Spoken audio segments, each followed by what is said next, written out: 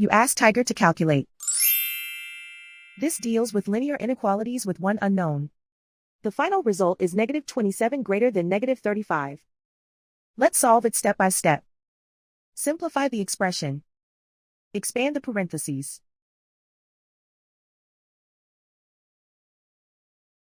Simplify the arithmetic.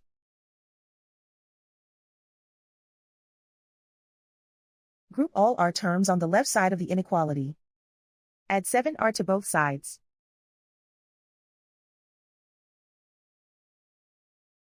Group like terms.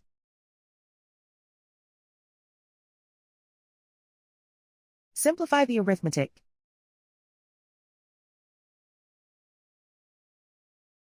Group like terms.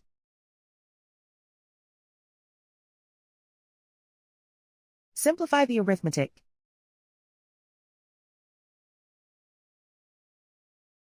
Plot the solution on a coordinate grid.